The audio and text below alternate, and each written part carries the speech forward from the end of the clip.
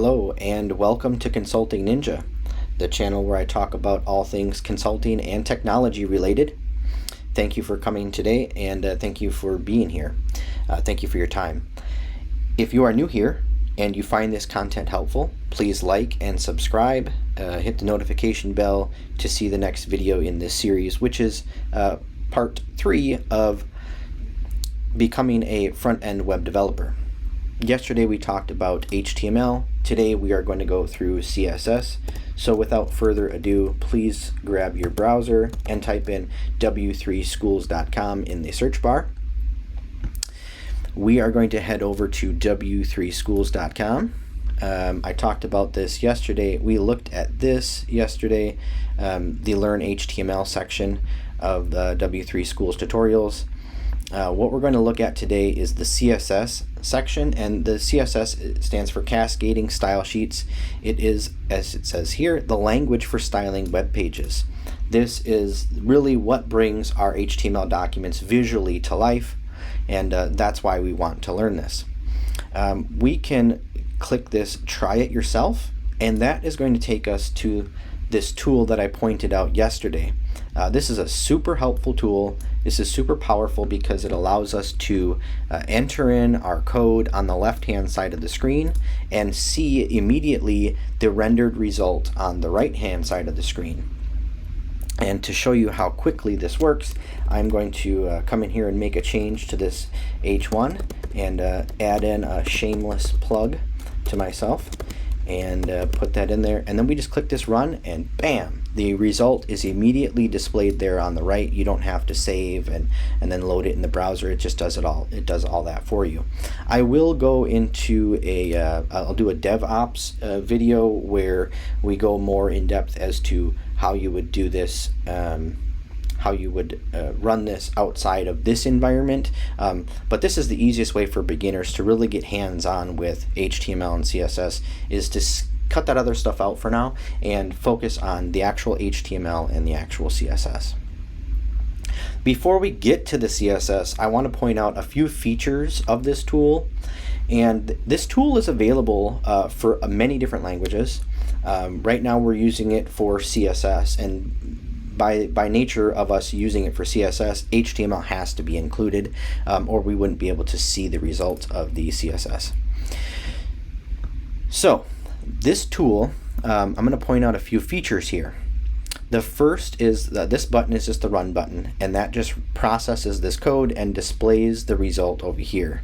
The next button is a change theme button, and there's two different themes. One is a light and one is a dark. I find the dark theme is much easier on my eyes, and so I use the dark theme. I'm going to leave that. Thank you very much.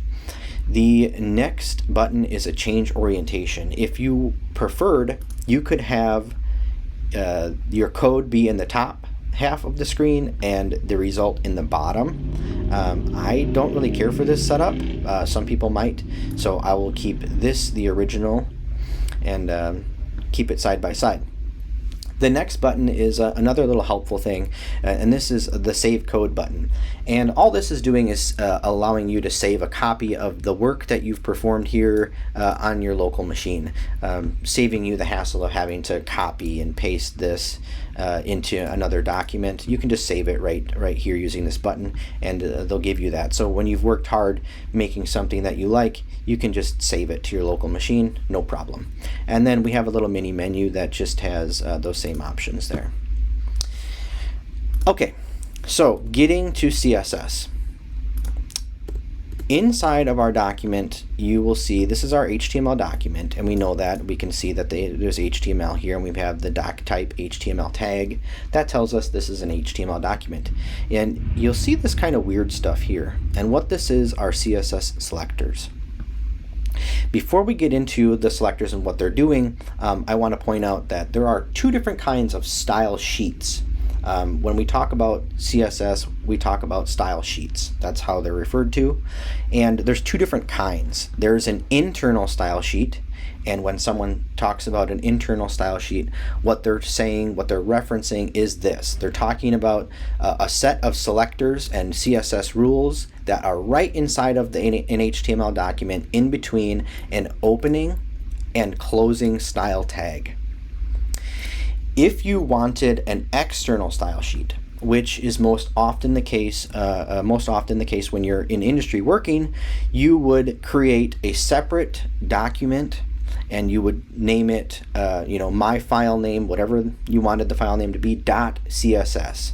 And so how we talked yesterday about the .html, letting your operating system and the browser know that, hey, this is an HTML document, that .css file extension is called, is what lets our browser and our operating system know, hey, this is a CSS, a cascading style sheet file.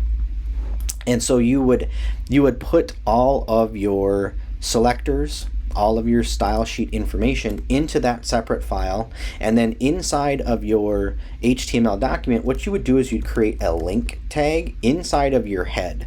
So in between the opening and closing head tag, you would put a link, and then you would reference with an href the relative location of that file and relative to where it's saved on your computer.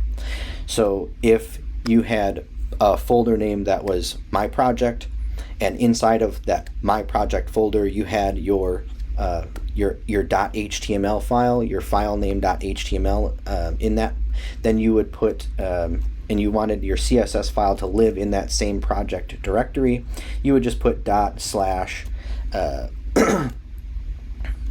my CSS file .css, and then you'd short circuit close this with a slash and then the greater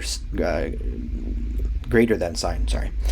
So this is what's called a self-closing tag, meaning you don't have to have a complete open and then a separate close, because nothing is going inside of the link. You're just this HTML document has a link to another file. And so that's why you can self-close this one, and this is what a self-closing tag looks like. It is the less than sign or greater than sign. Sorry, I had those two backwards, I apologize. It's the greater than sign, the tag name, in this one has one attribute here that we filled out, and then forward slash, and then the less than sign, and that's a self-closing tag. For the purposes of this video, we're not going to use an external style sheet. We're going to use this internal style sheet. So when you see these CSS selectors here, and I will point out that there are many selectors. CSS has come light years from where it used to be.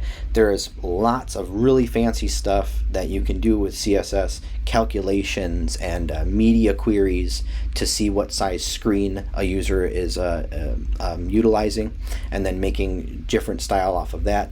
But when you're getting started, focus on the selectors, because it's really important to understand how we're picking out what we're styling and why. It's because it's super powerful to be able to know how to select the exact element that you want to style.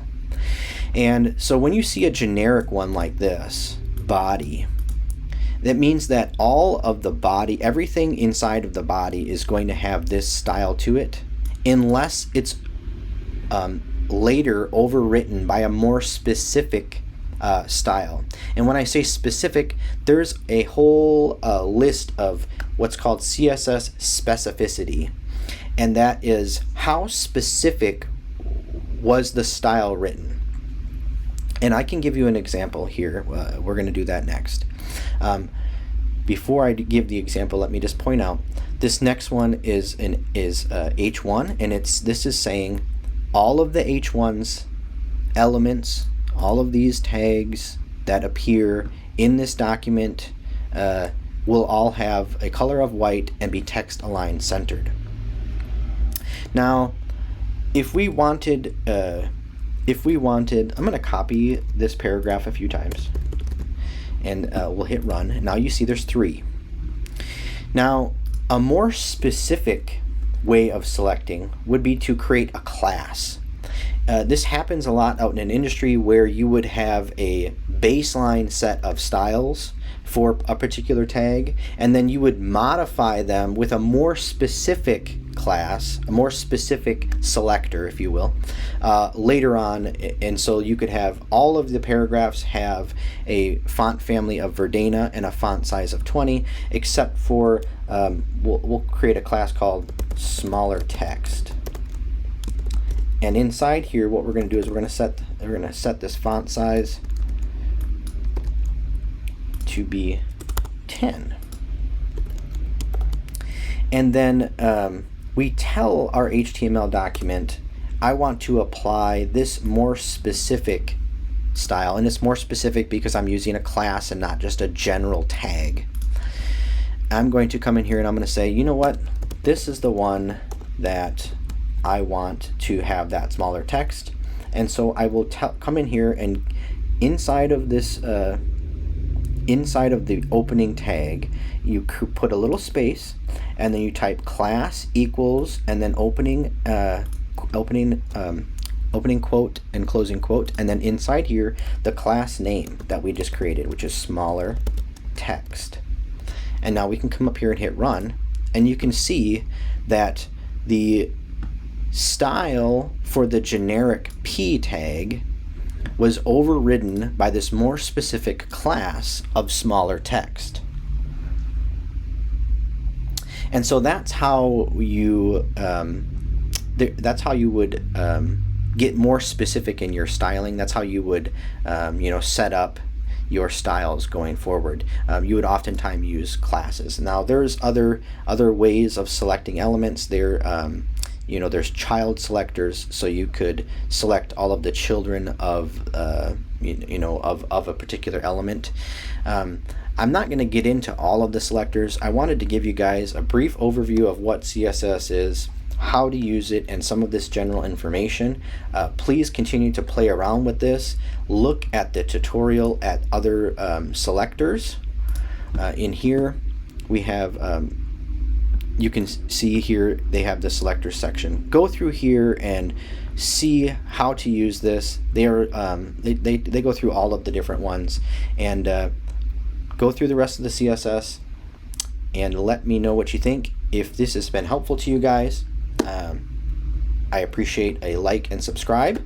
Stay tuned for the next video coming soon, where we're going to start putting some of this stuff together and kind of put it together and create something together that looks nice. So you guys enjoy the rest of your day and have a good one.